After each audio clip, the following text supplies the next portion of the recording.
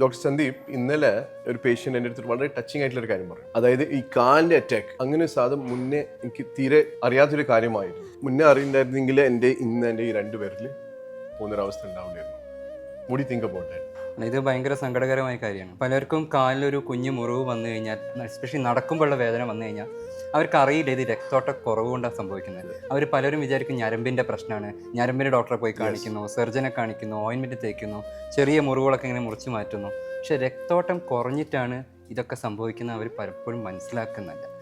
ഈ രക്തോട്ടം കുറവ് ഹാർട്ടിന് മാത്രമേ ബ്ലോക്ക് വരുള്ളൂ. ഹാർട്ട് അറ്റാക്ക് മാത്രമാണ് ഒരു രക്തക്കൊഴൽ സംബന്ധമായ രോഗം എന്ന് ഒരു തെറ്റിദ്ധാരണ പല ആൾക്കാർക്കുണ്ട്. ഇൻഫാക്ട് കാലിൻ്റെ രക്തോട്ടം തന്നെ ഒരു വളരെ ഇമ്പോർട്ടൻ്റ് ആയിട്ടുള്ളൊരു രോഗം ആൻഡ് ഒരു വെരി ഇമ്പോർട്ടൻറ്റ് ഡിസീസ് ബേർഡൻ ഉണ്ടാക്കുന്ന ഒരു സംഗതിയാണ്. ഇവിടെ ബ്ലോക്ക് ഉണ്ടെങ്കിൽ വേറെ എവിടെയും ബ്ലോക്ക് ഉണ്ടാവാം. ഓക്കെ, തലച്ചോറിലും ബ്ലോക്ക് ഉണ്ടാവാം, കാലിലും ബ്ലോക്ക് ഉണ്ടാവാം. അതേപോലെ കാലിൽ ബ്ലോക്ക് ഉള്ള ആൾക്കാർക്ക് ഹാർട്ടിലും ബ്ലോക്ക് ഉണ്ടാവാം. നമ്മൾ കണക്കുകൾ പറയുകയാണെങ്കിൽ നമ്മുടെ സമൂഹത്തിൽ തന്നെ 30-35% ഡയബറ്റിക് പേഷ്യൻസ് ഉണ്ട്. ഈ ഡയബറ്റിക് പേഷ്യൻസിൽ 25% ആൾക്കാർക്ക് ബ്ലോക്ക് ഉണ്ടാവും. ഇതവർ അറിയുന്നില്ല. പിന്നെ മുറിവുകൾ വന്നതിന് ശേഷം അവരറിയുന്നു. അപ്പോഴേക്കും ഒരു വിരൽ പോവും, രണ്ടാമത്തെ വിരൽ പോവും, സർജറി പറയും. അപ്പോൾ പിന്നെ അവരുടെ ലൈഫ് തന്നെ ദുരിതമാണ്.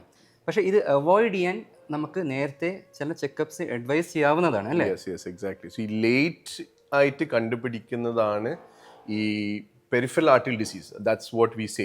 പെരിഫറൽ ആർട്ടറി ഡിസീസ്, അതായത് കാലിൻ്റെ രക്തക്കുഴലിനെ ബാധിക്കുന്ന ആർട്ടീരിയൽ ഡിസീസ്. അത് ഈ അൺറെക്കഗ്നൈസ്ഡ് ആയിട്ടുള്ളൊരു ഡിസീസ് ആയതുകൊണ്ട്, അതായത് പൊതുജനങ്ങൾക്ക് അറിയാത്തൊരു മേഖലയാണ്. പക്ഷേ ഹാർട്ട് ഡിസീസിന് അത്ര ഇമ്പോർട്ടൻ്റ് ആണ്. ഇൻഫാക്ട് നിങ്ങൾ സന്ദീപ് നേരത്തെ പറഞ്ഞ പോലെ തന്നെ ഒരു ഹാർട്ട് ഡിസീസുള്ള ആൾക്ക് കാലിന് ഡിസീസ് ഉണ്ടാവാം, നേരെ തിരിച്ചും.